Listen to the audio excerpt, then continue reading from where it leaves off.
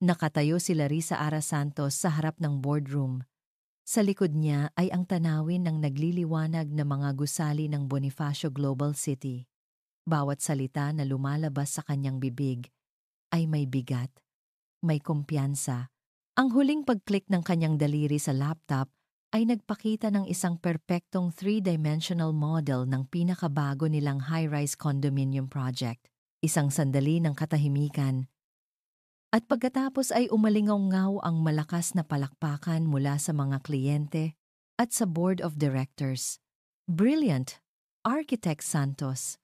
Absolutely brilliant. Isang matamis na ngiti ang sumilay sa labi ni Ara.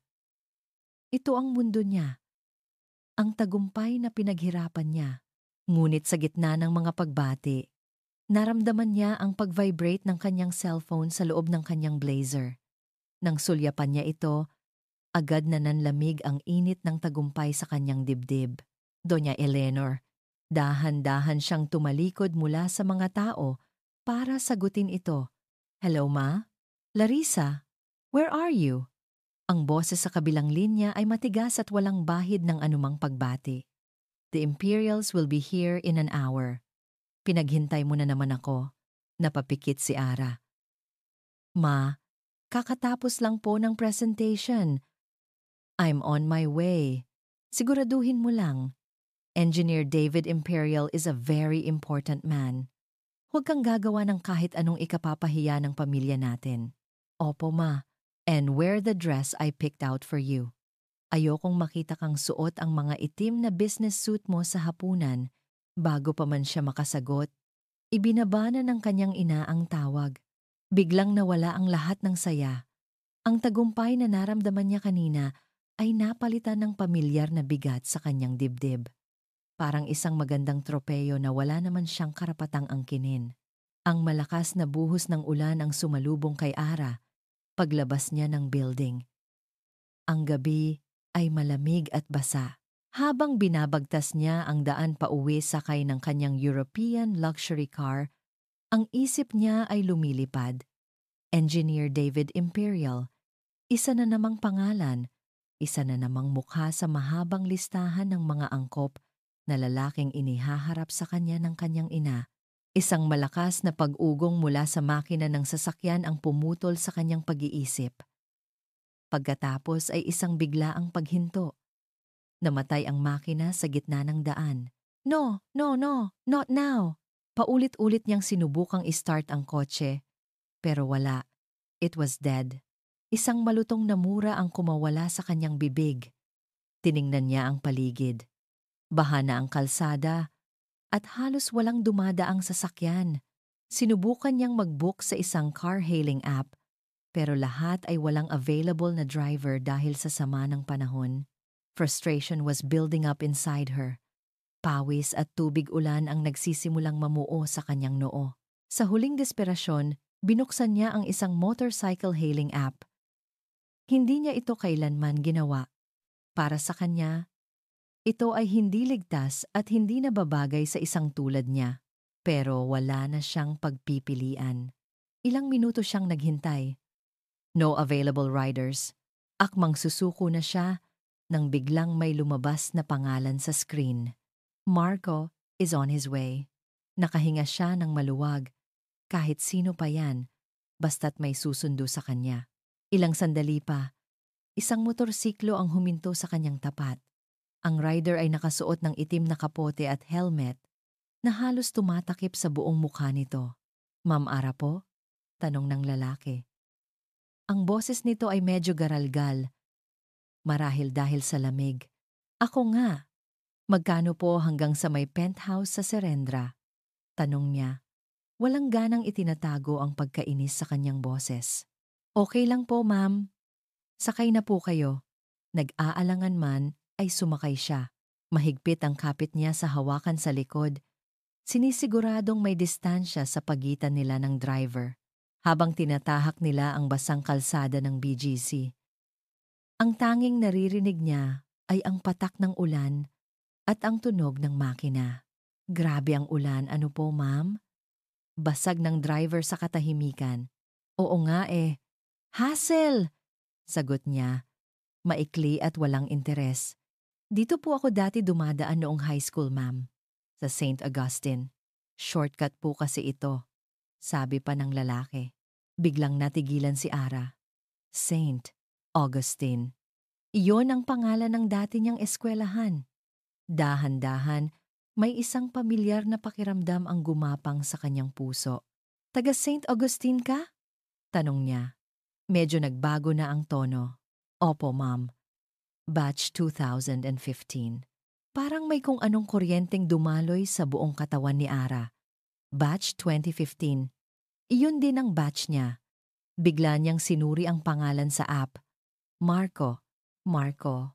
May isang partikular na Marco lang siyang naaalala mula sa high school. Isang tahimik na lalaki na laging nakaupo sa likod ng klase. Isang lalaking laging sumusulyap sa kanya mula sa malayo, pero hindi kailanman nangahas na lumapit. Si Marco de Leon. Anong apelyido mo? Tanong niya. Nanginginig ang boses. De Leon po. Ma'am. Marco de Leon. Sa ilalim ng helmet, alam ni Ara na ang lalaking nagmamaneho para sa kanya ngayon ay ang parehong lalaking minsang nagsulat ng tula. Para sa kanya sa isang lumang librong hindi niya sinasadyang nabuklat. Biglang nag-iba ang lahat. Ang bawat patak ng ulan ay tila bumagal. Ang lamig na nararamdaman niya kanina ay napalitan ng kakaibang init. Hindi na siya nakakapit sa hawakan. Nakakapit na siya sa balikat ng lalaki, na para bang doon siya pinakaligtas. Nang huminto sila sa tapat ng naglalakihang gusali ng kanyang penthouse, dahan-dahan siyang bumaba. Inalis ng lalaki ang kanyang helmet. At doon, sa ilalim ng dilaw na ilaw ng poste, nakita niya ang mukha ni Marco de Leon pagkatapos ng halos 10 taon. Mas tumibay ang kanyang mga panga, mas lumalim ang kanyang mga mata, pero naroon pa rin ang parehong mahiyain at tapat na ngiti. Ara, sabi ni Marco. Sa wakas ay binigkas ang kanyang pangalan nang walang ma'am. Ikaw pa rin pala, napatulala si Ara. Walang salitang lumabas sa kanyang bibig. Inabot niya ang kanyang wallet, kumuha ng 2,000 piso at iniabot dito. Sobra na po ito, ma'am. Ara, sabi ni Marco, magalang na tinatanggihan ng pera. Okay lang. Ang mahalaga, naihatid kita ng ligtas. Isinuot niyang muli ang kanyang helmet. Sige Ara, ingat ka. Pinanood ni Ara ang papalayong ilaw ng motorsiklo ni Marco. Hanggang sa lamunin na ito ng dilim at ng ulan. Nakatayo lang siya roon. Basang-basa, hawak ang pera. Ang puso niya ay tumitibok sa paraang matagal na niyang hindi naramdaman. Nang sa wakas ay pumasok siya sa pinto ng kanyang malawak at malamig na penthouse, isang anino ang naghihintay sa kanya sa sala. Nakatayo ito, nakahalukip-kip. Ang mga mata ay kasing talim ng bubog. Sino ang basang lalaking iyon na naghatid sa iyo, Larissa? Tanong ni Doña Eleanor. Ang boses ay puno ng yelo. Mukha siyang hamak na driver. Kinabukasan, ang tunog ng motorsiklo ni Marco ay tila mas maingay kaysa dati sa makitid na eskinita ng kanilang lugar sa Pasig. Ang amoy ng sinangag at tuyo mula sa kapitbahay ay humahalo sa usok mula sa mga nagdaraang jeep. Isang mundong milya-milya ang layo sa halimuyak ng mamahaling pabango ni Ara at sa malamig na hangin mula sa aircon ng lobby ng penthouse nito. Hindi niya maalis sa isip ang nangyari kagabi. Ang pagkagulat sa mga mata nito nang makilala siya, ang paraan ng pagkakapit nito sa kanyang balikat. Isang pagkapit na nag-iba mula sa pagiging formal na pasahero, patungo sa isang bagay na mas personal at ang pera. Ang 2,000 pisong gusot na ngayon sa kanyang bulsa. Isang paalala ng malaking pader sa pagitan nilang dalawa. Isang pader na kasing taas ng mga building na dinidisenyo nito. Napabuntong hininga si Marco. Maghapon siyang bumiyahe, naghatid ng kung sino-sinong pasahero, pero ang isip niya ay nasa iisang tao lang. Gabi na nang umuwi siya sa kanyang maliit na inuupahang kwarto. Pagod ang kanyang katawan, Pero gising na gising ang kanyang diwa. Kinuha niya ang kanyang cellphone. Tinitigan niya ang numero ni Ara na nakasave sa kanyang call history mula sa booking app. Isang simpleng numero, pero parang isang portal papunta sa ibang mundo. Ilang minuto siyang nakatitig lang dito. Ang hinlalaki niya ay nag-aalangang lumapit sa call button. Anong sasabihin ko? Na-miss ko siya? Na 10 taon ko siyang hindi nakalimutan? Baka pagtawanan lang niya ako. Baka isipin niyang oportunista ako. Pero mas malakas ang isang boses sa kanyang isip. Ang boses na nagsasabing kung hindi niya susubukan, habang buhay niyang pagsisisihan. Sa isang malalim na paghinga, pinindot niya ito. Bawat ring ay parang isang dagundong sa kanyang dibdib. 1, 2. Sa pangatlong ring, akmang ibababa na niya nang biglang may sumagot. Hello? Ang boses ni Ara. Kahit sa cellphone, malinaw pa rin at elegante. Biglang natuyo ang lalamunan ni Marco. Hello? Ara? Yes, speaking. Who's this? Napalunok si Marco. Si Marco to. De Leon. Yung driver kagabi. Isang sandali ng katahimikan sa kabilang linya. Naisip ni Marco na baka ibaba na nito ang tawag, na baka isang pagkakamali ang lahat ng ito. Marco, sabi ni Ara, at may kakaibang lambing sa boses nito na hindi niya narinig kagabi. Napatawag ka. Oo. Gusto ko lang sanang kamustahin ka. Kung okay ka lang ba pag-uwi mo kagabi? Mukhang galit kasi yung sumalubong sa'yo. Narinig niya ang isang mahinang pagbuntong hininga. Si Mama. Ganoon talaga yon. Pero okay lang ako. At salamat ulit sa paghatid, ha? Walang anuman. Muli, katahimikan. Sabihin mo na, Marco, ngayon na. Ara, baka libre ka minsan. Kahit kape lang, sa akin ang taya. Ang ilang segundong paghihintay sa sagot nito ay parang 1 taon. I'd like that. Sagot ni Ara, at sa pagkakataong iyon, narinig ni Marco ang isang ngiti sa boses nito. I'd like that very much. Nagkita sila sa isang maliit at hindi kilalang coffee shop sa Kapitolyo. Malayong malayo sa mga sosyal na lugar na marahil ay madalas puntahan ni Ara. Siya ang unang dumating at halos 10 beses niyang pinunasan ng panyo ang namamasang kamay. Nang pumasok si Ara sa pinto, nakasuot lang ng simpleng maong at puting t-shirt, parang huminto ang pag-ikot ng mundo ni Marco. Wala ang Architect Santos. Ang kaharap niya ngayon ay si Ara lang. Ang Ara na dati niyang tinititigan mula sa malayo sa high school. Ang usapan nila ay magaan. Nagkamustahan. Nagtawanan sa mga alaala ng high school. Ikinuwento ni Ara ang pressure ng kanyang trabaho. At sa unang pagkakataon, may nakinig sa kanya na hindi iniisip ang presyo ng proyekto o ang pangalan ng kliyente. Ikaw, Marco? Anong pangarap mo? Tanong ni Ara. Habang nakatitig sa kanya, ang mga mata nito ay puno ng sinserong interes. Natigilan si Marco. Walang nagtanong sa kanya niyan noon. Simple lang, sabi niya. Medyo nahihiya. Gusto kong magkaroon ng sarili kong maliit na delivery business. Magsimula sa ilang motor. Tapos, at sinong nakakaalam, di ba? Hindi tumawa si Ara. Sa halip, tumango ito. Kayang-kaya mo yan, Marco. I can see it. You're a hard worker. You're determined. Ang mga salitang iyon, kasing simple ng kapeng iniinom nila, ay tumagos sa puso ni Marco. Sa unang pagkakataon, naramdaman niyang may isang taong naniniwala sa kanya. Isang taong nakikita siya, hindi bilang isang hamak na driver. Naging simula iyon ng kanilang mga lihim na tagpuan. Minsan, maglalakad sila sa UP Diliman, kakain ng isaw at fishball. Minsan, uupo lang sila sa isang parke, magkwekwentuhan tungkol sa lahat ng bagay. Sa mga sandaling iyon, nawawala ang penthouse, at ang eskinita. Mayroon lang isang arkitekto na pagod na sa kanyang ginintuang hawla at isang driver na nangangarap abutin ang mga bituin. At sa pagitan nila, may isang pag-ibig na dahan-dahang nabubuo. Isang gabi, habang hinahatid niya si Ara malapit sa BGC, biglang natigilan si Ara. "Teka, Marco, diyan mo na lang ako ibaba," sabi nito. Ang boses ay biglang nagbago, puno ng pag-aalala. "Bakit? Malayo pa tayo?"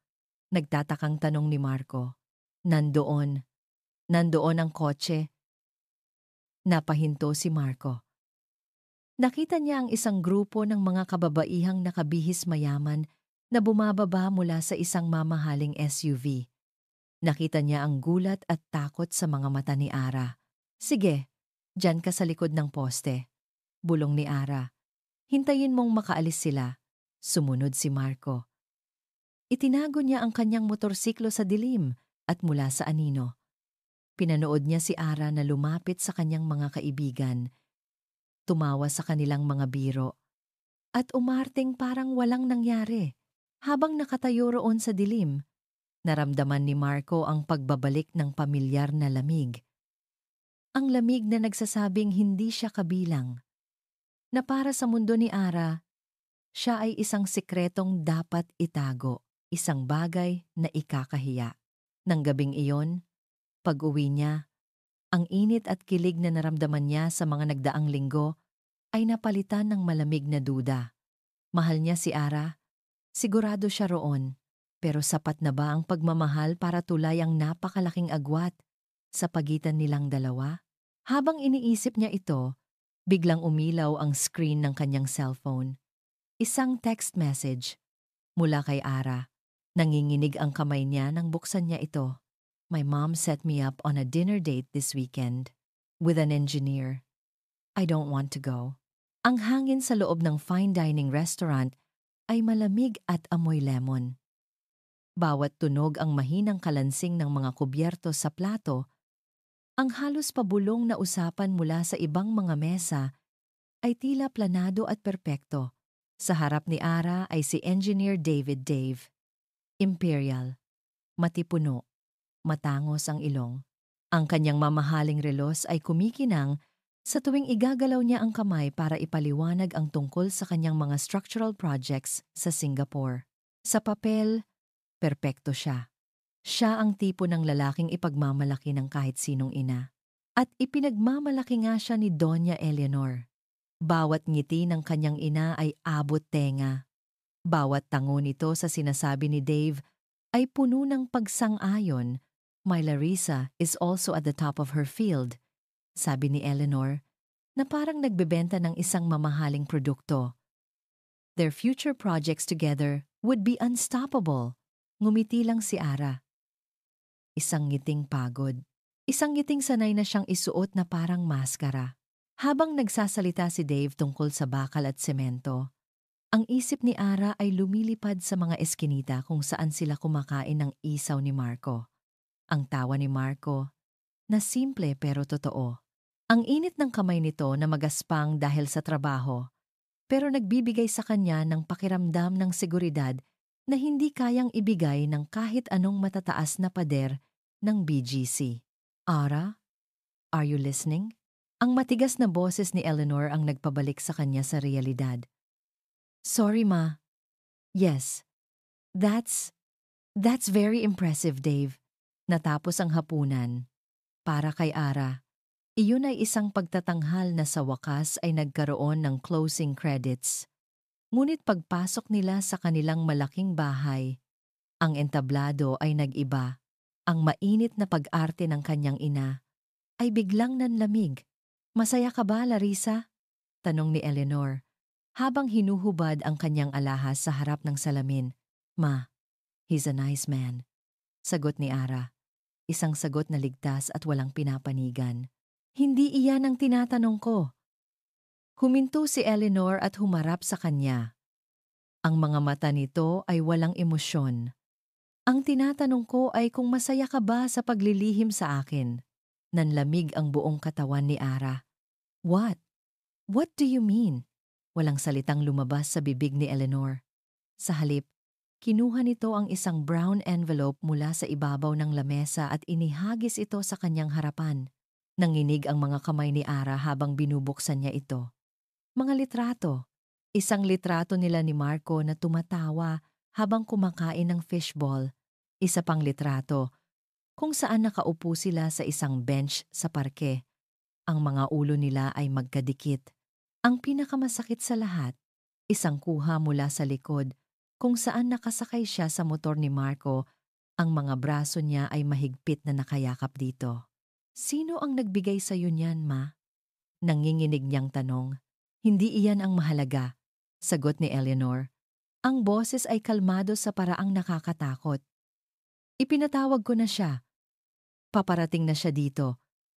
At sa harap niya, sa harap ko, pipili ka. Ma, no! Please! Pagmamakaawa ni Ara.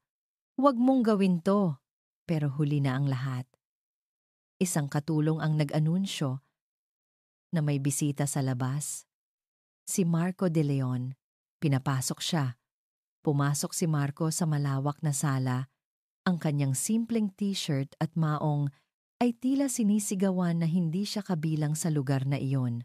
Ang mga mata niya ay naghahanap, nag-aalala. Nang makita niya si Ara, may kaunting ngiti na sumilay sa kanyang labi. Pero agad itong nawala nang makita niya si Doña Eleanor.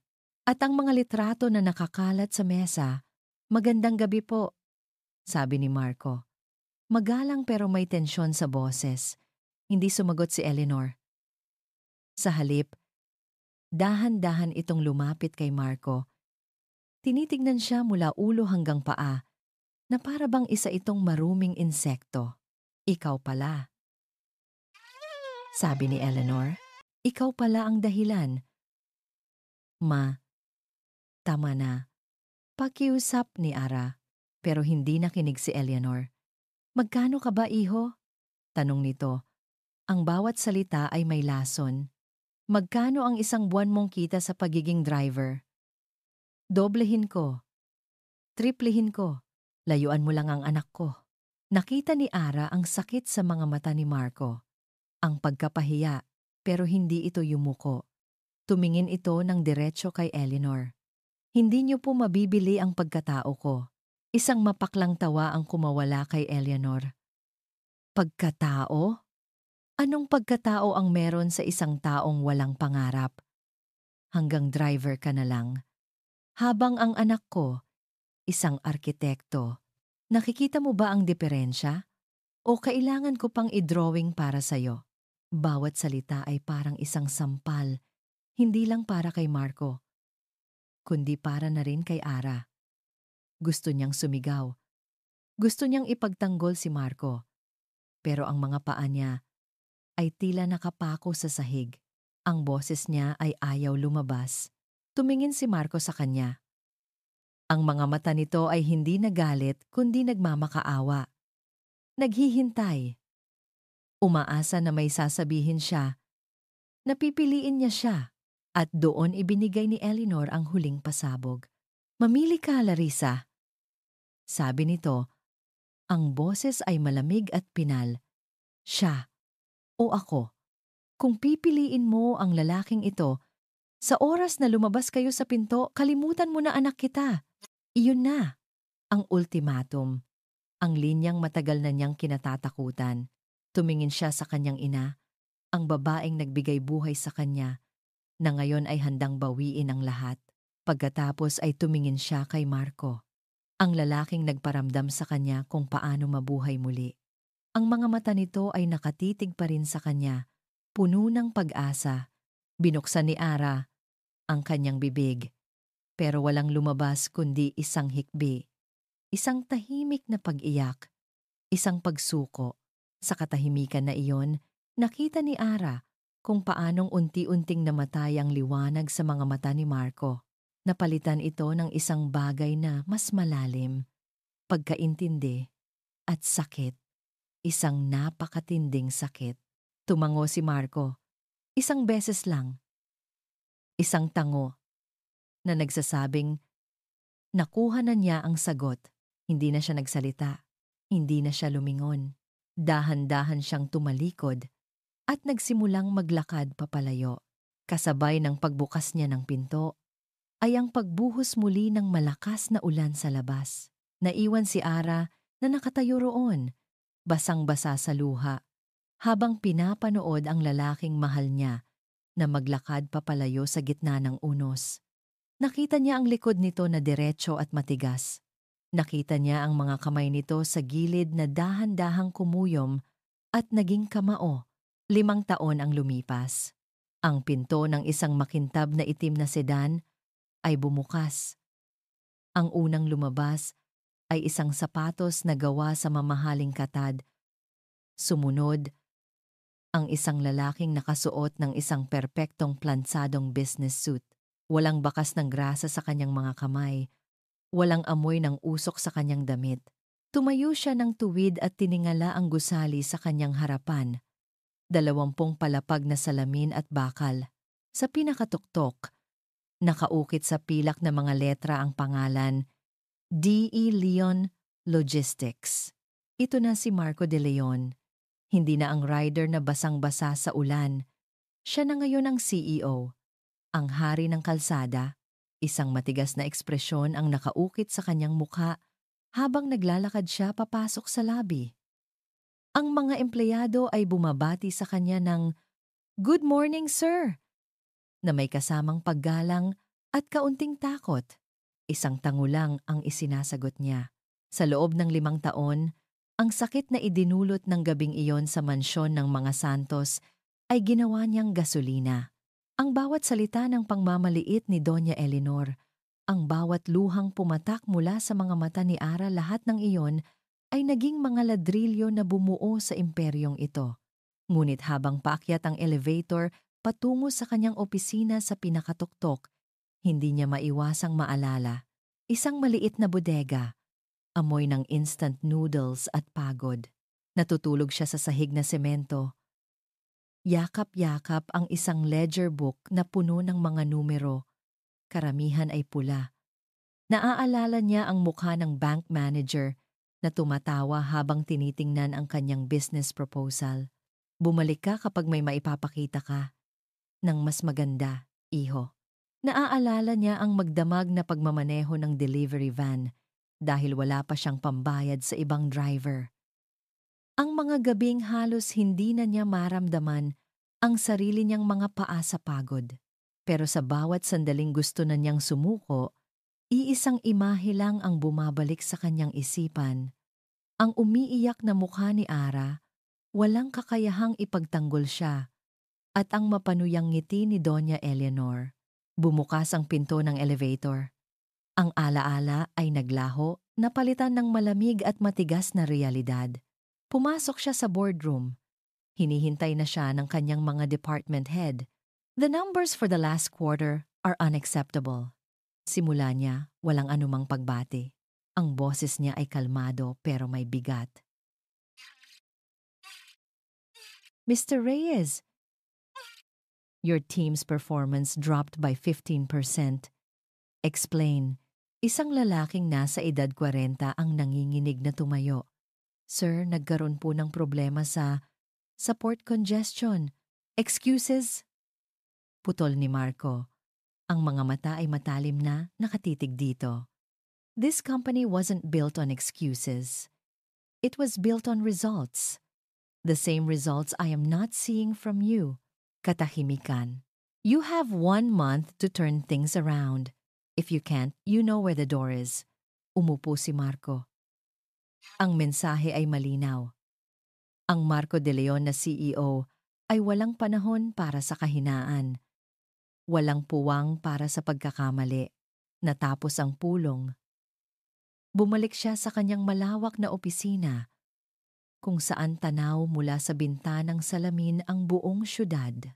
Ang syudad na dati nilalakbay niya sakay ng motorsiklo, ngayon ay tila nasa ilalim na ng kanyang mga paa.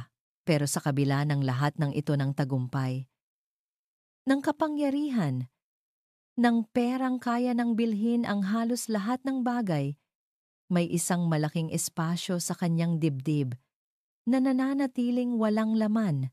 Gabi na. Ang mga ilaw ng syudad ay parang mga diamanteng kumikinang sa dilim. Tahimik na ang buong opisina maliban sa kanya. Dahan-dahan niyang binuksan ang pinakatagong drawer sa kanyang mesa. Sa ilalim ng mga importanteng kontrata at dokumento, may isang maliit at lumang bagay, isang kupas na litrato. Ang class picture nila noong high school. Sa isang sulok, nakatayo si Ara, nakangiti. Ang mga mata ay nagniningning. Sa kabilang dulo, sa likuran, ay isang payat at mahiyain na batang lalaki na nakatingin sa direksyon nito. Siya. Hinaplos niya ng kanyang hinlalaki ang nakangiting mukha ni Ara sa litrato. Ang lahat ng tigas sa kanyang mukha ay nawala, napalitan ng isang pamilyar na pait. 5 taon na, Ara. Bulong niya sa hangin. Napatunayan ko na sa kanila. Napatunayan ko nang mali sila. Pero para saan pa ito kung wala ka? Isang katok sa pinto ang pumutol sa kanyang sandali. Mabilis niyang isinara ang drawer at ibinalik ang kanyang malamig na maskara. Come in. Pumasok ang kanyang sekretarya. Si Jean. Sorry to disturb you, sir. Gabi na po. It's okay, Jean. What is it? May late email lang po na pumasok, sir. Urgent daw po. Isang bagong architectural firm. Gusto nilang makipag-partner sa atin para sa logistics ng bago nilang malaking proyekto. Hindi lumingon si Marco. Nakatingin pa rin sa mga ilaw ng syudad. What's the name of the firm? Tanong niya. Walang interes. Nag-atubili si Jean ng isang segundo. Sir, it's Santos Architectural Designs. Ang mga kamay ni Marco na nakapatong sa mesa ay dahan-dahang kumuyom at naging kamao. Ang kanyang panga ay nagtiim. Pagkatapos ng 5 taon ng paglimot at pagbangon, ang pangalang minsan sumira sa kanya ay bumabalik para muling guluhin ang mundong binuo niya mula sa abo. Ang flash ng kamera ay nakakasilaw. Ang ngiti na ibinibigay ni Ara pabalik ay kasing ningning, ngunit kasing lamig ng diamanteng engagement ring sa kanyang daliri. Architect Santos, Engineer Imperial, you are the ultimate power couple. Sigaw ng isang society columnist. Hinapit ni Dave Imperial ang bewang ni Ara. Idinikit ito sa kanyang tabi. We try our best. Sagot niya. Ang ngiti ay perpektong-perpekto. Isang ngiti na sanay ng humarap sa kamera. Nasa isang charity ball sila sa isang 5-star hotel. Ang lahat sa paligid nila ay kumikinang ang mga chandelier, ang mga alahas ng mga bisita, ang mga pekeng ngiti. Si Ara, sa kanyang designer gown, ay mukhang isa sa mga palamuti, maganda, mamahalin, at walang buhay. 5 taon. 5 taon na siyang gumaganap sa papel na ito. Ang mapagmahal na fiancé, ang masunuring anak, ang matagumpay na arkitekto na nagpapatakbo ng sarili niyang sangay ng kumpanya ng kanilang pamilya. Ang Santos Architectural Designs. Sa labas, perpekto ang lahat. Mayroon siyang karera. Mayroon siyang lalaking bagay sa kanya. Mayroon siyang lahat ng bagay na sinabi ng kanyang ina na magpapasaya sa kanya. Pero sa loob, sa gitna ng ingay ng party at ng matatamis na salita ni Dave, ang nararamdaman lang niya ay isang nakabibinging katahimikan, isang pakiramdam na para siyang nakatira sa loob ng isang magandang bahay na walang bintana at walang pinto. Isang ginintuang hawla. Excuse me for a moment, love, bulong ni Dave sa kanyang tainga. I just need to take this call. Hinalikan siya nito sa pisngi at mabilis na lumayo papunta sa isang tahimik na sulok ng ballroom. Sinundan siya ng tingin ni Ara. Nakita niya kung paanong nag-iba ang ekspresyon ng mukha ni Dave nang sagutin nito ang tawag. Ang perpektong ngiti ay napalitan ng pagkainis at pag-aalala. Nakita niya ang mahigpit na pagguyom ng panga nito at ang mabilis na pag-iling ng kanyang ulo. Hindi ito ang unang beses. Sa mga nagdaang buwan, Napapansin na niya ang mga bitak sa perpektong imahe ni Dave. Noong isang linggo, ginabi siya ng uwi mula sa site. Naabutan niyang bukas ang ilaw sa study room nila. Akmang papasok siya para sorpresahin ito nang marinig niya ang boses ni Dave mula sa loob. "I told you I'll pay you." Anas nito sa kausap sa telepono. Ang boses ay mababa pero puno ng tensyon. "Bigyan mo pa ako ng oras. Malapit na. Once the wedding is done, everything will be settled." Dahan-dahan siyang umatras. Ang puso niya ay kumakabog. Once the wedding is done. Anong ibig sabihin noon? Bakit nakasalalay sa kasal nila ang pagbabayad niya ng utang? Kanino? Nang lumabas si Dave mula sa study, isang perpektong ngiti na ulit ang nasa labi nito. "Sorry love, isang supplier lang, very persistent. Okay lang?" Sagot ni Ara, pinilit ding ngumiti. "Everything okay?" "Of course," sabi ni Dave sabay yakap sa kanya. "Everything's perfect now that you're here." Pero habang nakayakap ito sa kanya, hindi na init ang naramdaman ni Ara, kundi lamig. Isang lamig na gumagapang mula sa kanyang tiyan pataas sa kanyang dibdib. Ang mga maliliit na insidenteng tulad nito ay nagsimulang magpatong-patong na parang maliliit na bato na unti-unting bumubuo ng isang pader ng pagdududa sa kanyang isipan. Isang hapon, habang hinahanap niya ang building plans para sa bago nilang bahay sa mga papeles sa opisina ni Dave, may isang sobre na nahulog mula sa isang folder. Isang credit card statement. Karaniwan, hindi niya ito pinapakialaman, pero ang pangalan ng establisimento sa pinakamalaking charge ay kumuha ng kanyang atensyon. Okada, Manila. Isang malaking halaga. At ang petsa noong nakaraang Sabado. Biglang bumalik sa alaala niya ang usapan nila noong Sabado. Nagpaalam si Dave na pupunta sa isang construction site sa Batangas. Magiging maghapon daw siya doon. Sinubukan pa niya itong tawagan para kamustahin, pero hindi ito sumasagot. Ang sabi nito kinagabihan ay wala raw signal doon, pero ang resibo sa kanyang kamay ay nagsasabi ng ibang kwento. Hindi ito nasa Batangas. Nasa isang kasino ito sa Parañaque. Nanginginig niyang ibinalik ang sobre sa folder. Tumingin siya sa paligid ng perpektong opisina ni Dave, ang mga mamahaling kasangkapan, ang mga tropeyo mula sa mga golf tournaments, ang mga litrato nilang dalawa na nakangiti. Lahat ay mukhang tama. Lahat ay mukhang perpekto. Pero bakit pakiramdam niya ay may mali? Bakit pakiramdam niya ay may isang malaking kasinungalingan sa likod ng lahat ng ito?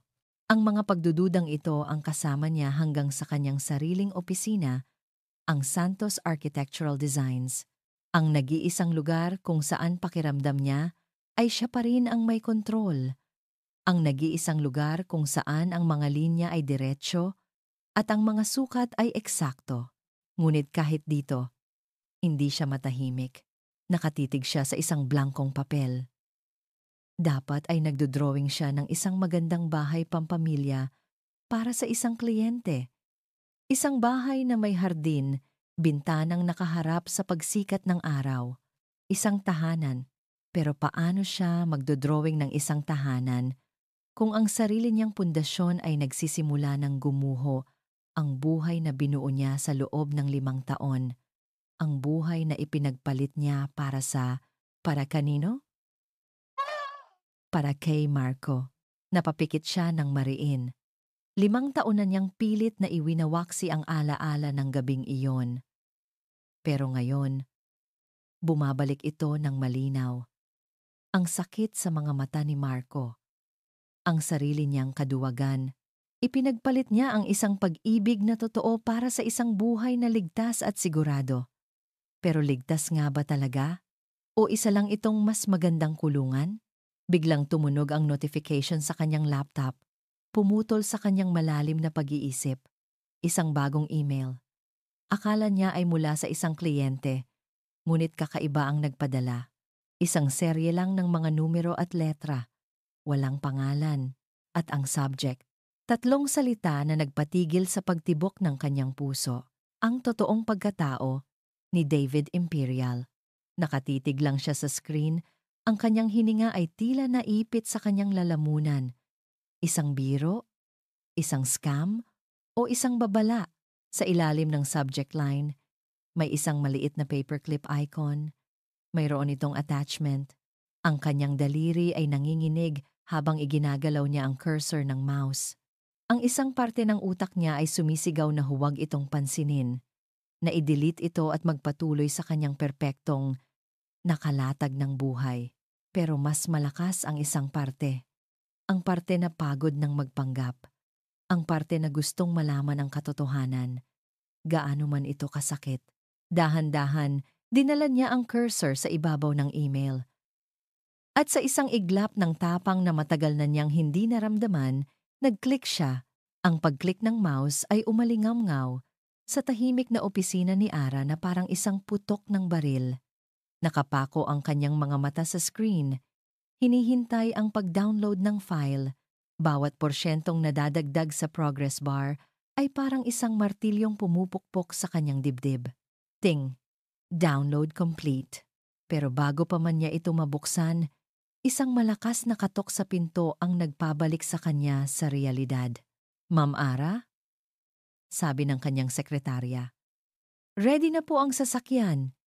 10 minutes na lang po bago magsimula ang meeting nyo sa De Leon Logistics. De Leon Logistics. Ang pangalan ay pamilyar sa kanya mula sa mga business news.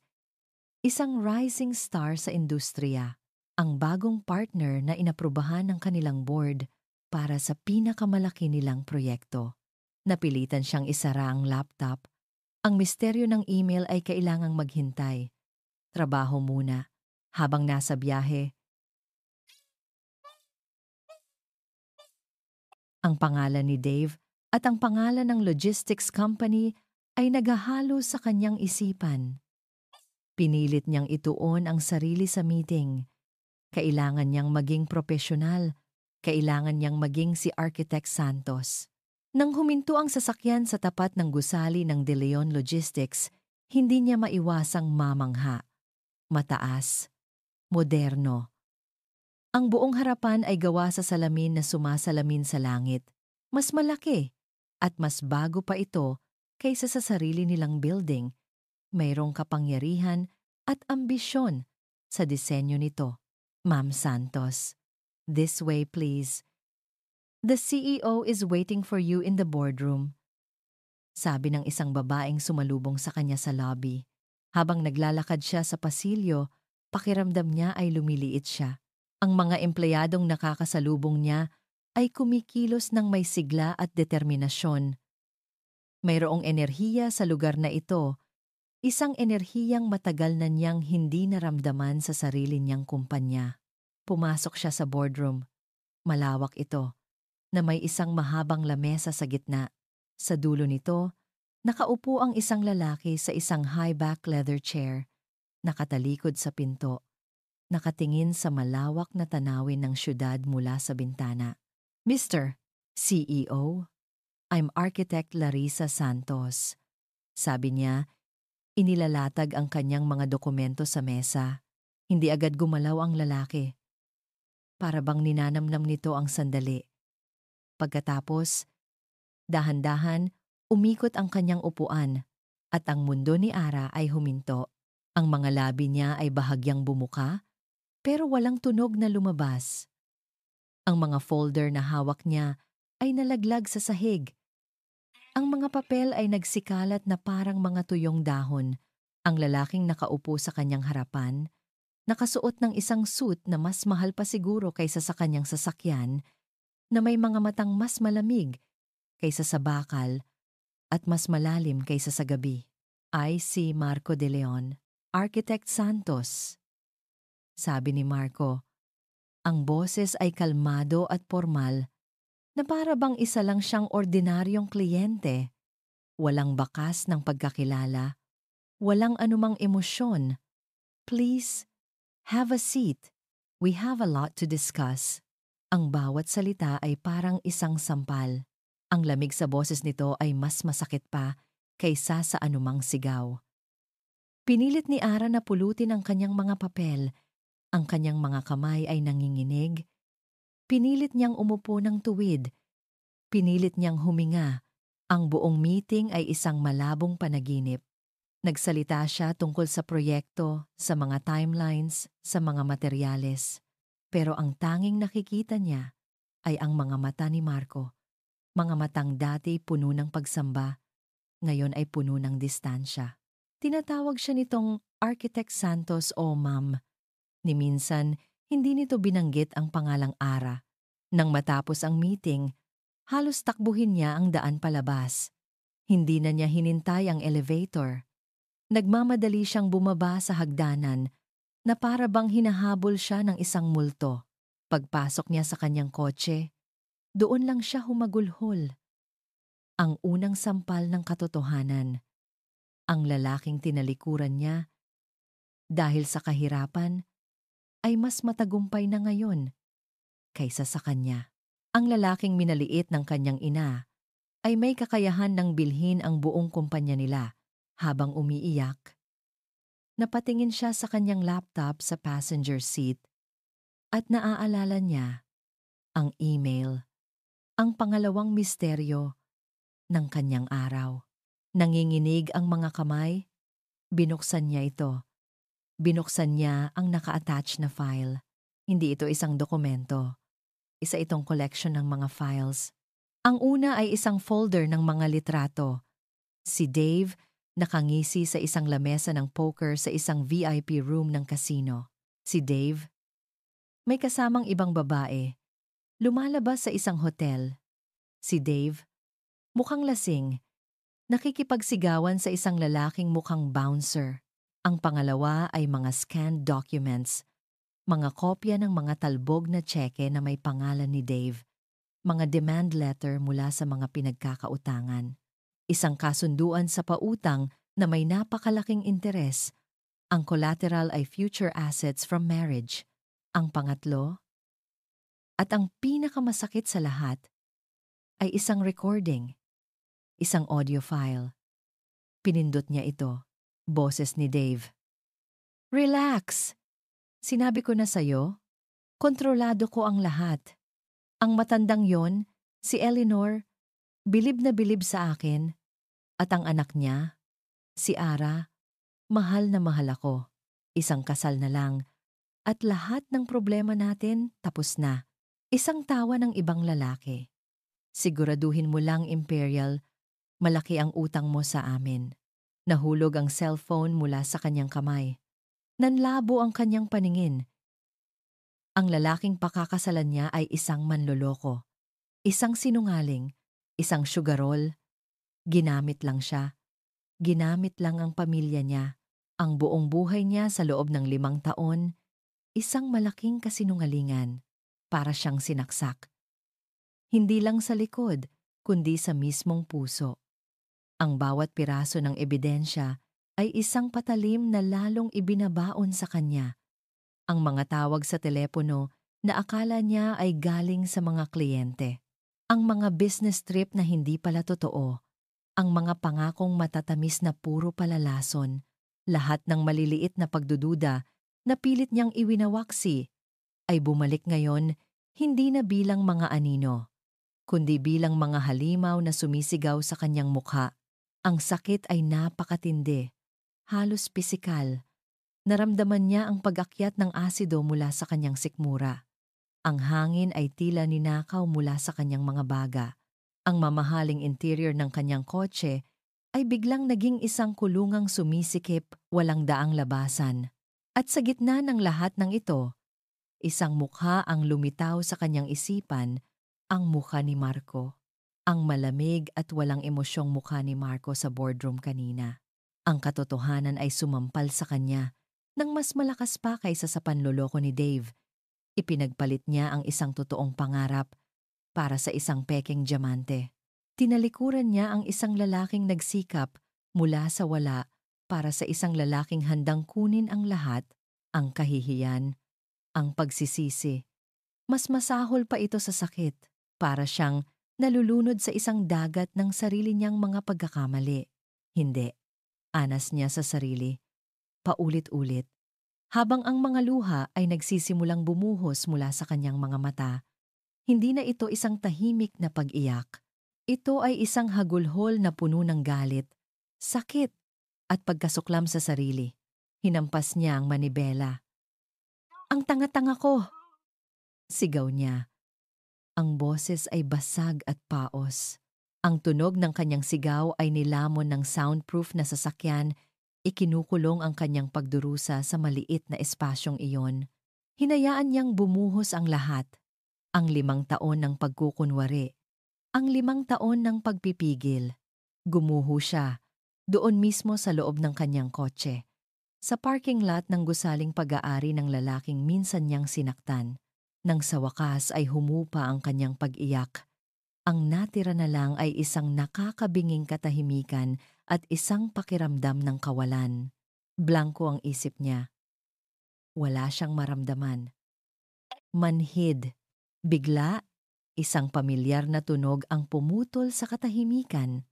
Ang kanyang cellphone, na nahulog sa sahig, ay nagri-ring. Nanginginig ang kamay na dinampot niya ito.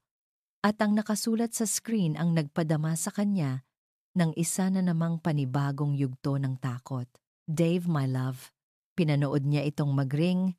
Ang bawat tunog ay parang isang bomba na sasabog anumang oras. Hindi niya kayang sagutin. Hindi niya kayang marinig ang boses nito. Hindi ngayon. Ngunit nagpatuloy ito sa pagring. Mapilit. Alam niyang mas magiging kahina-hinala kung hindi niya sasagutin. Sa huling lakas na natitira sa kanya, pinunasan niya ang kanyang mga luha. Pinilit niyang pakalmahin ang kanyang hininga. Huminga siya ng malalim at sinagot ito. Itinapat niya ang telepono sa kanyang tainga, ngunit hindi siya nagsalita. "Love?" Ang boses ni Dave. Ang parehong boses na narinig niya sa recording. Ang boses na puno ng kasinungalingan. Naramdaman ni Ara ang panibagong pag-akyat ng galit at pandidiri. "Hey, are you there? Kamusta ang meeting?" Pinilit ni Ara na magsalita. Kailangan niyang umarte. Kailangan niyang magpanggap na walang alam para sa kanyang kaligtasan. "Okay lang," sagot niya. Sinisikap na gawing normal ang kanyang boses, kahit na ito'y nanginginig. Medyo napagod lang. Isang saglit na katahimikan. "Talaga? Okay ka lang ba? Your voice sounds different." "Pagod lang talaga. Masama rin ang pakiramdam ko." Pagsisinungaling niya, ang mga salita ay parang mga tinik sa kanyang lalamunan. "Ganun ba?" sabi ni Dave. Ang tono ay bumalik sa dati nitong pagiging malambing. "Well, I have something that will surely make you feel better." Naramdaman ni Ara ang panlalamig. "Ano yon?" "Nasa labas ako ni office mo. May sorpresa ako, Sadyo." Ang mga salitang iyon ay tumama kay Ara na parang isang malaking bato. Nasa labas siya, ang lalaking manloloko, ang lalaking nagplano ng lahat. Ilang metro lang ang layo sa kanya. "Bakit ka nandyan?" tanong niya. Hindi maitago ang gulat sa kanyang boses. "Bawal bang sorpresahin ang maganda kong fiancé? Huwag ka nang bumaba. Aakyat na ako dyan." Bago pa man siya makasagot, ibinaba na ni Dave ang tawag. Panic. Purong panik ang gumapang sa buong katawan ni Ara. Tumingin siya sa salamin ng kanyang kotse. Kitang-kita niya ang entrance ng kanyang opisina. Anumang oras, makikita niya si Dave na papasok. Anumang oras. Harap sila. Paano niya haharapin ito? Paano siya titingin sa mga mata nito nang hindi nasusuka? Paano siya ngingiti at magpapanggap na lahat ay maayos? Hindi niya kaya. Pero mas malala pa roon, natatakot siya. Ang lalaki sa recording ay hindi lang isang manloloko. May panganib sa boses nito. May kakayahan itong manakit. At hindi lang sa emosyonal na paraan. Kailangan niyang umalis. Ngayon na. Nanginginig ang kamay, isinusi niya ang kotse at akmang paaanda rin ito. Ngunit nang tumingin siya sa kanyang side mirror para umatras, natigilan siya. Nakita niya ang figura ni Dave na naglalakad papasok sa lobby ng building. May hawak itong isang maliit na kahon na may pulang ribbon. At ang perpektong ngiti nito ay nasa labi na naman. Huli na siya. Mahahanap siya nito. Magkikita sila. Wala na siyang mapupuntahan. Parang isang estatwang yelo si Ara sa loob ng kanyang kotse. Hindi siya makagalaw. Ang tanging naririnig niya ay ang malakas na pagkabog ng sarili niyang dibdib. Aakyat si Dave. Papunta na siya sa opisina niya. Wala siyang pagpipilian. Gamit ang nanginginig na mga kamay, inayos niya ang sarili sa salamin. Pinunasan niya ang bakas ng mga luha. Huminga siya ng malalim. Isinuot muli ang maskara ng pekeng kahinahunan at lumabas ng kotse. Kailangan niyang mauna sa kanya. Kailangan niyang kontrolin ang lugar ng paghaharap. Pagdating niya sa kanyang opisina, naroon na nga ang kanyang sekretarya, kinikilig na nakikipag-usap kay Dave. Napakaswerte ni Jopo kay Sir Dave, Ma'am Ara. Lahing may sorpresa. Ngumiti si Dave sa kanya. Ang ngiting dati nagpapakalma sa kanya, pero ngayoy nagdudulot na ng matinding pagkasuklam. Sa kamay nito ay isang maliit na velvet box. "Love, I know you've been stressed lately," sabi ni Dave. Lumalapit sa kanya. "I wanted to give you something to remind you of our future." Binuksan nito ang kahon. Sa loob, isang singsing, mas malaki pa kaysa sa engagement ring na suot niya. Ang mga diamante nito ay kumikinang sa ilalim ng ilaw na parang mga matang ng uuyam. Ito na, ang pagsabog. Hindi siya nagsalita. Sa halip, dahan-dahan niyang hinubad ang engagement ring na bigay nito at inilagay sa palad ni Dave. Pagkatapos ay kinuha niya ang bagong singsing mula sa kahon. At sa isang galaw na hindi inaasahan ng lahat, ibinato niya ito sa mukha ni Dave. Tumama ang singsing sa pisngi nito bago bumagsak sa sahig. Ang sekretarya niya ay napasinghap. Si Dave, sa unang pagkakataon, ay natigilan. Ang perpektong ngiti ay nawala. "Ara, what the hell was that?" "Tapusin na natin to, Dave," sabi ni Ara. Ang boses ay malamig at walang emosyon. Pumasok siya sa kanyang private office. "Pumasok ka. Mag-usap tayo." Sumunod si Dave. Isinara ang pinto ng malakas. "What is your problem? Nag-aaway na naman ba kayo ng nanay mo? At sa akin mo ibubunto ng galit mo?" Hindi sumagot si Ara. Kinuha niya ang kanyang laptop, inikot ito, at pinindot ang play sa audio recording. Kontrolado ko ang lahat. Ang matandang yon, si Eleanor, bilib na bilib sa akin. At ang anak niya, si Ara, mahal na mahal ako. Isang kasal na lang. At lahat ng problema natin, tapos na. Ang bawat salita ay umalingaw-ngaw sa tahimik na opisina. Nakita ni Ara kung paano nag-iba ang kulay ng mukha ni Dave. Mula sa pagkagulat, papunta sa galit, at sa wakas, sa pag-aalala ng isang taong nahuli sa akto. "Saan mo nakuha yan?" tanong ni Dave. Ang boses ay nagbago na. Wala na ang lambing. "Hindi na yan mahalaga," sagot ni Ara. "Ang mahalaga, alam ko na ang lahat. Ang Okada, ang mga utang mo, ang mga kasinungalingan mo." Isang mapaklang tawa ang kumawala kay Dave. Ang maskara ay tuluyan ng nalaglag. "So what? Akala mo ba malinis ka? Huwag kang umarte na parang Santa Ara. Pareho lang tayong nakikinabang dito. Anong ibig mong sabihin?" "Ginusto mo to," sigaw niya. Idinuro siya. "Ginusto mong magpakasal sa isang engineer imperial, sa isang lalaking may pangalan, may itsura. Pinili mo to kaysa sa hamak na driver mo noon, di ba? Kaya huwag na tayong maglokohan dito." Parang isang sampal ang mga salitang iyon. Masakit dahil may katotohanan. "Aalis na ako," sabi ni Ara. Kinuha ang kanyang bag. "Tapos na tayo." Pero nang akmang lalabas siya, mabilis siyang hinarang ni Dave. Hinawakan siya nito nang mahigpit sa braso. Saan ka pupunta? Anas nito. Ang pamilya mo at ang pamilya ko. Bitawan mo ako! Nasasaktan ako! Hindi mo pwedeng sirain ang kasal na to, sabi ni Dave. Mas humigpit ang hawak. Subukan mo at sisiguraduhin kong malalaman ng buong Maynila kung paano nalulugi ang kumpanya ng mga Santos at kung paano nyo ginagamit ang pangalan ko para makabangon. Sisirain ko kayo. Sisirain ko ang pangalan ng pamilya mo. Takot.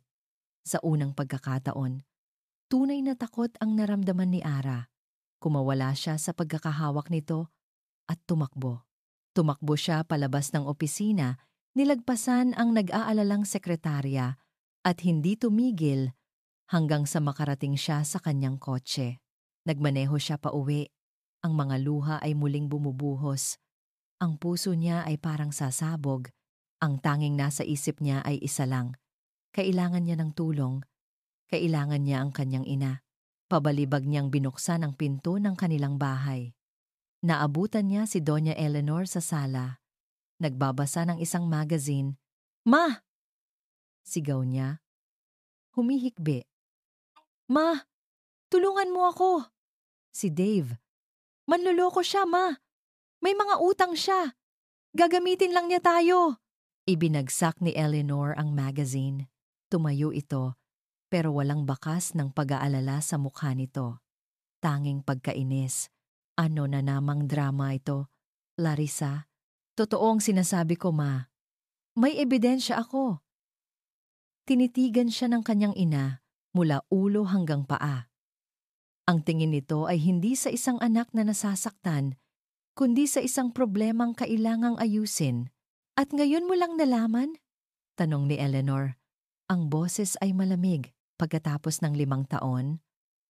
Anong akala mo? Hindi ko alam? Ang mahalaga ay ang pangalan niya, ang koneksyon niya. Anumang problema niya sa pera, ay kayang ayusin ng pamilya natin kapag kasal na kayo. Natigilan si Ara. Alam mo, hindi ako tanga, Larissa. Sagot ni Eleanor. Pero mas malaki ang problema na idudulot ng isang eskandalo. Isipin mo ang sasabihin ng mga tao. Ang kahihiyan. Sinabi ko na sa'yo. Kasalanan mo ito. Kung pinili mo lang sana ang tama mula sa simula, hindi tayo aabot sa ganito. Iyon na. Ang huling pag-asa niya ay gumuho. Ang sarili niyang ina. Ang ina na nagtulak sa kanya sa kapahamakang ito ay siya pa rin ang sinisisi. Wala siyang kakampi. Ang lalaking pakakasalan niya ay isang halimaw. Ang ina niya ay isang estranghero. Nag-iisa siya. Hindi na siya sumagot.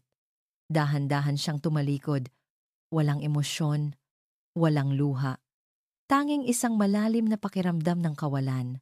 Naglakad siya palabas ng bahay, palayo sa mga sigaw ng kanyang ina. Naglakad siya ng walang patutunguhan sa gitna ng kalsada. Biglang bumuhos ang ulan, na para bang nakikidalamhati ang langit sa kanya. Basa, pagod, wasak. Naglalakad lang siya. Ang isip ay blanko. Hindi alintana ang mga busina ng sasakyan. Sa gitna ng kanyang paglalakad, isang nakakasilaw na ilaw ang tumama sa kanya. Isang kotse ang biglang huminto sa kanyang harapan. Napapikit siya. Hinihintay ang pagbangga. Pero wala. Dahan-dahan, bumukas ang pinto ng sasakyan. Isang anino ang lumabas. Hinarangan ang ilaw. Isang pamilyar na anino, at habang dahan-dahan niyang iminumulat ang kanyang mga mata, isang pangalan lang ang nabuo sa kanyang isipan, Marco de Leon. Nakatayo si Marco sa harap ng salaming bintana ng kanyang opisina, hawak ang isang baso ng mamahaling alak, pero hindi niya ito iniinom. Nakatitig lang siya sa refleksyon ng sarili niyang mukha na nakapatong sa mga ilaw ng syudad sa ibaba. Ang CEO. Ang tagumpay. Nakuha na niya ang gusto niya. Nakita niya ang gulat at sakit sa mga mata ni Ara kanina. Naramdaman niya ang matamis na lasa ng paghihiganti. Ngunit habang lumalalim ang gabi, ang lasa ay unti-unting pumapait. Hindi niya maalis sa isip niya ang panginginig ng mga kamay ni Ara habang pinupulot nito ang mga papel. Ang biglaang pagkawala ng kulay sa mukha nito. Hindi iyon ang reaksyon ng isang arkitektong nakikipag-usap lang sa isang business partner. Iyon ay reaksyon ng isang taong takot. Isang taong nasa bingit ng pagguho. Damn it! Bulong niya sa sarili. 5 taon niyang pinatay ang anumang pakialam para dito. 5 taon niyang sinanay ang sarili na maging bato. Pero isang pagkikita lang. At ang lahat ng pader na binuo niya ay nagsisimula na namang magkaroon ng bitak. Kinuha niya ang kanyang cellphone at tinawagan ang kanyang abogado at pinagkakatiwala ang private investigator. "Leo, it's me." Sabi niya, "I need you to do a background check on someone. Urgently. Engineer David Imperial, the one engaged to Larissa Santos. I want to know everything. Finances, connections, secrets, everything." Hindi na siya nagtanong kung bakit. Kilala siya ng kanyang mga tao. Ang mga sumunod na oras ay isang pahirap. Pilit niyang ibinaling ang sarili sa trabaho, pero ang mukha ni Ara ang laging bumabalik. Hindi na niya ito nakikita bilang si Architect Santos, kundi bilang si Ara ang babaeng umiiyak sa ilalim ng ulan 5 taon na ang nakakaraan. Maya-maya pa, isang text message ang pumasok sa kanyang telepono mula kay Leo. Hindi ito isang buong report. Ilang salita lang. "Sir, mas malala pa sa inaakala natin. He's a fraud. Baon sa utang sa kasino. Ginagamit niya ang pangalan ng mga Santos para makakuha ng pautang." Kasabay ng pagbasa niya sa mensahe, isang imahe ang nabuo sa kanyang isipan. Si Ara, walang kamalay-malay, na nakatali sa isang lalaking desperado. Ang isang desperadong tao ay kayang gawin ang lahat. Isang malamig na takot ang biglang gumapang sa kanyang dibdib, mas malakas kaysa sa anumang galit na naramdaman niya. Itinapon niya ang lahat ng papeles sa kanyang mesa. Kinuha niya ang susi ng kanyang kotse at tumakbo palabas. Wala siyang plano. Ang tanging alam niya ay kailangan niyang makita si Ara. Kailangan niyang siguraduhin na ligtas ito. Nagmaneho siya sa ilalim ng malakas na ulan. Isang pait na ngiti ang sumilay sa kanyang labi. Tila laging umuulan kapag ang mundo nila ni Ara ay nagtatagpo. Ngunit ngayon, baliktad na ang sitwasyon. Siya na ang nasa loob ng isang komportableng sasakyan, habang ang nasa labas, doon niya ito nakita.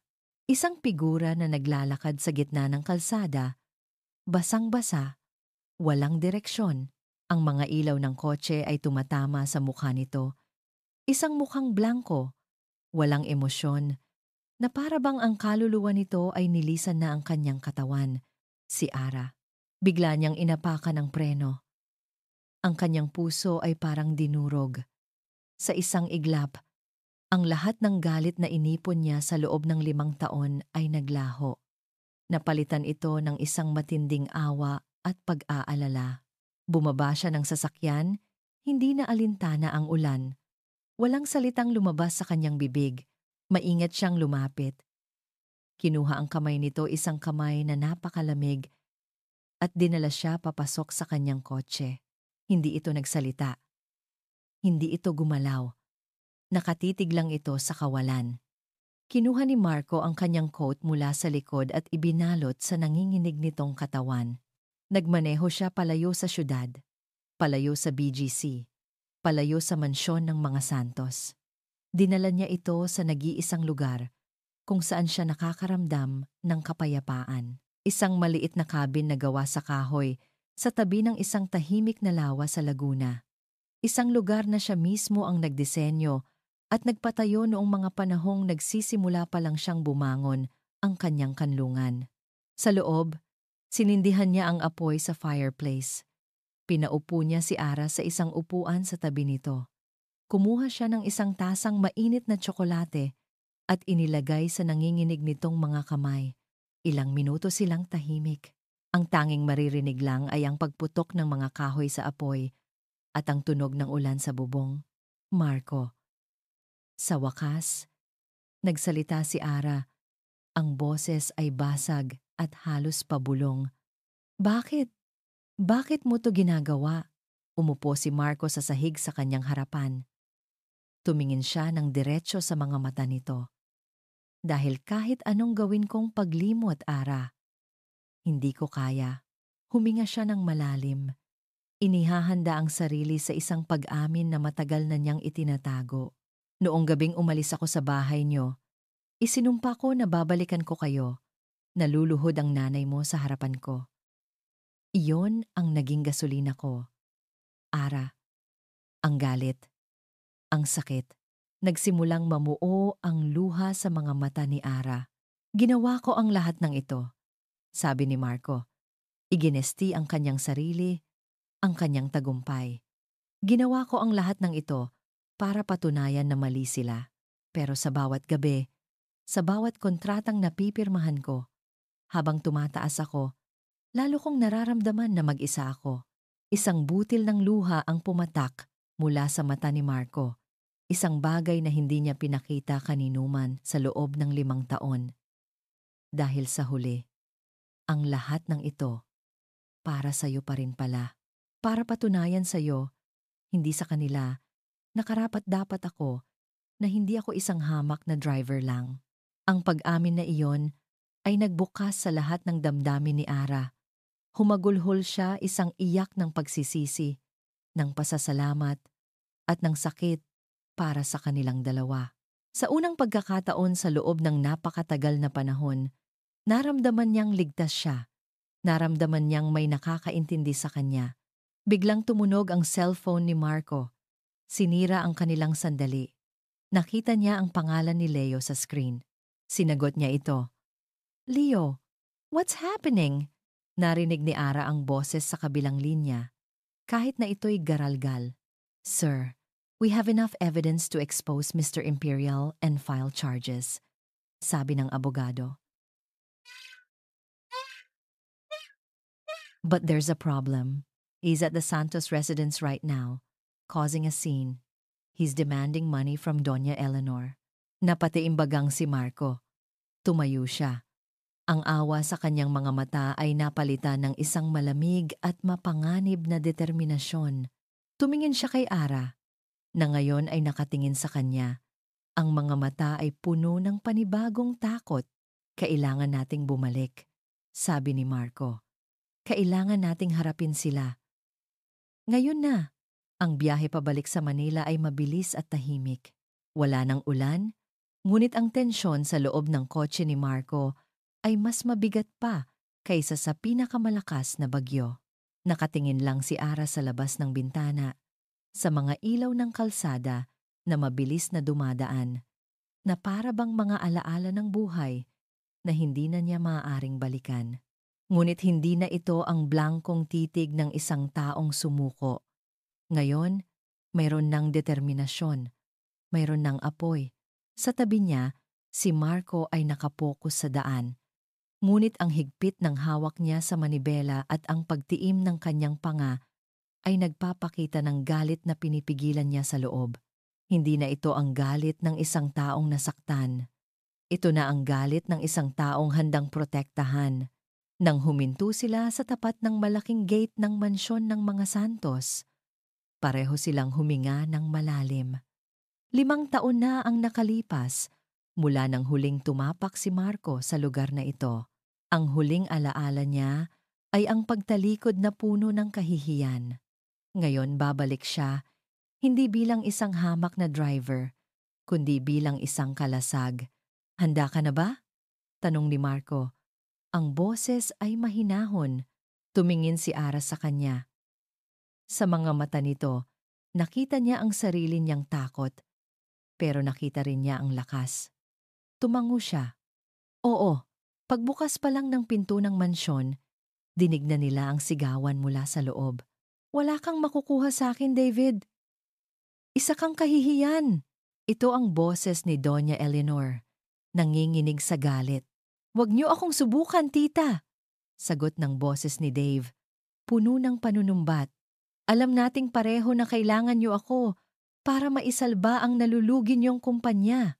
Bayaran niyo ako ng 10 milyon o bukas, malalaman ng buong mundo ang sikreto niyo.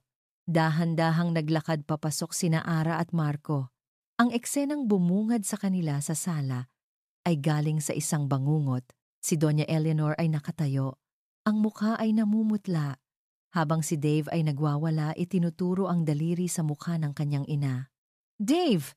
Ang boses ni Ara ay pumutol sa tensyon. At ang pagkagulat na iyon ay naging purong pagkamuhi nang makita niya kung sino ang kasama nito. Marco de Leon. Sabi ni Dave na may halong pang-uyam. Look what the cat dragged in. Ang magaling na driver. Nagkabalikan na pala ang magkasintahan? Ngunit bago pa man makasagot si Marco, si Ara na ang humakbang pasulong. Tumigil ka na, Dave. Tapos na ang laro mo. Isang malakas na tawa ang kumawala kay Dave. Talaga? At sino ang magpapatigil sa akin? Siya? Itinuro niya si Marco. O ikaw, ang babaeng duwag na ni sarili niyang kaligayahan? Hindi kayang ipaglaban? Hindi niya kailangang mag-isa. Ang boses ni Marco ay kalmado, pero may bigat na nagpatahimik sa buong silid. Dahan-dahan siyang lumakad at tumabi kay Ara. Inilabas niya ang kanyang cellphone at inilagay sa ibabaw ng mesa. Ito ay kopya ng lahat ng ebidensya laban sa iyo, Imperial, sabi ni Marco.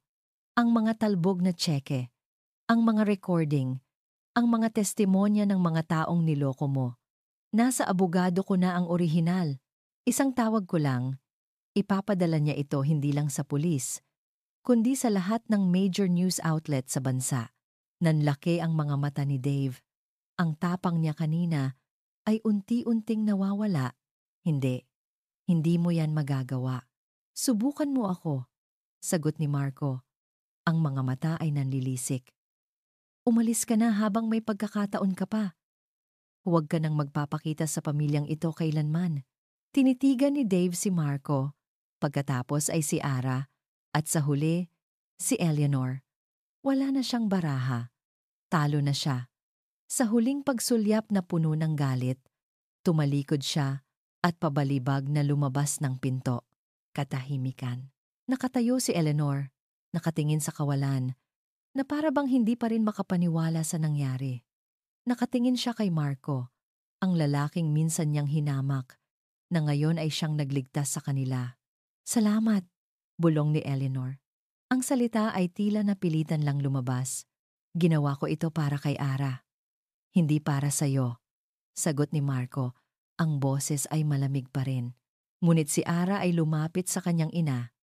Ma, okay ka lang? Sa halip na sumagot, si Eleanor ay napatingin lang kay Ara at Marco na magkatabi. Sa paraan ng pagtayo nila, sa paraan ng pagsulyap ni Marco kay Ara, para siguraduhing okay lang ito, may nakita si Eleanor, isang bagay na pamilyar, isang bagay na matagal na niyang ibinaon sa limot, isang multo mula sa nakaraan. Ganito. Nagsimulang magsalita si Eleanor, nanginginig. Ganito rin kami dati. Nagtaka? Si Ara. Sino? Ma? Biglang humagulhol si Eleanor. Isang iyak na hindi pa kailanman nakita o narinig ni Ara mula sa kanya. Isang iyak na puno ng sakit at pagsisisi. Ayokong matulad ka sa akin, Ara! Sigaw niya, ang boses ay basag. Ayokong maranasan mo ang sakit. Hinawakan ni Ara ang kanyang ina. Ma, anong sinasabi mo? Napaupo si Eleanor sa sahig. Ang lahat ng lakas ay nawala sa kanyang katawan. At sa gitna ng kanyang pag-iyak, lumabas ang isang sikretong itinago niya sa loob ng halos 30 taon. Bago ang papa mo, mayroon akong ibang minahal. Pag-amin niya, mahal na mahal ko siya. Pero, mahirap lang siya, Ara. Isa lang siyang karpintero. Tinutulan siya ng mga magulang ko. Sinabi nila na sisirain niya ang buhay ko. Pinilit nila akong pakasalan ang papa mo dahil mayaman siya, dahil ayon daw ang tama. Pinili ko ang pera.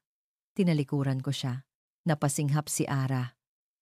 Ang buong buhay niya, ang lahat ng pressure, ang lahat ng pamimilit, lahat ay nag-ugat pala sa nakaraan ng kanyang ina. Ang buong buhay ko, patuloy ni Eleanor, habang humihikbi, pinagsisihan ko ang araw na yon. At isinumpa ko sa sarili ko na hinding-hindi mararanasan ng anak ko ang hirap na dinanas ko. Kaya itinulak kita kay Dave. Kaya ko hinamak si Marco. Dahil natakot ako, Ara. Natakot akong makita ang sarili ko sa'yo. Natakot akong makita siya kay Marco. Ang buong silid ay napuno ng bigat ng kanyang pag-amin. Si Eleanor ang matigas. Ang palaging perpekto ay isa lang palang babaeng minsan ding nasaktan at natakot. Dahan-dahang lumuhod si Ara sa harap ng kanyang ina. Ang galit na naramdaman niya kanina ay napalitan ng isang malalim na pagkaunawa. Hinawakan niya ang kamay nito. Sa unang pagkakataon, hindi na niya nakikita ang isang diktador. Nakikita niya ang kanyang ina. Tinitigan niya ito. Ang mga mata ay puno ng luha, hindi ng galit kundi ng awa. Ma, tanong niya sa isang mahinang boses na halos isang bulong lang. Anong pangalan niya? Ang hangin ay sariwa at amoy ng bagong tabas na damo. Ang tanging maririnig ay ang huni ng mga ibon at ang mahinang lagaslas ng tubig mula sa lawa. Ang marahas na gabi ng pag-amin sa mansyon ng mga Santos ay tila isang malayong alaala na lamang. Nakatayo si Ara sa isang malawak at bakanteng lote sa tabi ng lawa. Sa harapan niya, sa isang portable drafting table, ay nakalatag ang isang blueprint. Hindi ito blueprint ng isang mataas na condominium o isang malawak na mall. Ito ay blueprint ng isang bahay, isang tahanan. Sa tabi niya, tahimik na nakatayo si Marco. Masyado bang malaki ang bintana sa master's bedroom? Tanong ni Ara, ang daliri ay sumusunod sa isang linya sa papel. Gusto ko kasing kitang-kita natin ang pagsikat ng araw pagkagising. Ngumiti si Marco at inakbayan siya. Walang masyadong malaki, Ara. Perpekto yan. Maraming nagbago sa loob ng ilang buwan. Ang iskandalo tungkol kay Dave Imperial ay pinag-usapan ng sandali ngunit sa tulong ng mga abogado ni Marco. Ang kwento ay namatay nang hindi nagsasanhi ng malaking pinsala sa pangalan ng mga Santos. Si Dave ay umalis ng bansa. Nag-iwan ng isang landas ng mga sirang pangako. Ngunit ang pinakamalaking pagbabago ay nangyari sa loob ng mansyon. Isang linggo pagkatapos ng gabing iyon, naupo si Ara at ang kanyang ina sa hardin. Walang sigawan, walang panunumbat. Doon, sa unang pagkakataon, ikinuwento ni Eleanor ang lahat. Ikinuwento niya ang tungkol kay Antonio. Ang karpinterong may mga kamay na magaspang pero may mga matang nangungusap. Ikinuwento niya ang kanilang mga lihim na tagpuan, ang mga pangarap na sabay nilang binuo, at ang sakit ng pagtalikod dito para sa isang buhay na komportable pero walang pag-ibig. Habang nagsasalita ang kanyang ina, umiiyak si Ara. Hindi dahil sa galit, kundi dahil sa pagkaunawa. Sa wakas, naintindihan niya kung saan nanggagaling ang lahat ng takot at pait ni Eleanor. Sa wakas, nakita niya ang babae sa likod ng maskara ng pagiging isang donya. Patawarin mo ako, anak, sabi ni Eleanor. Hawak ang kamay ni Ara. Sa sobrang takot kong matulad ka sa akin, hindi ko namalayan na ako mismo ang gumagawa sa iyo ng kulungan.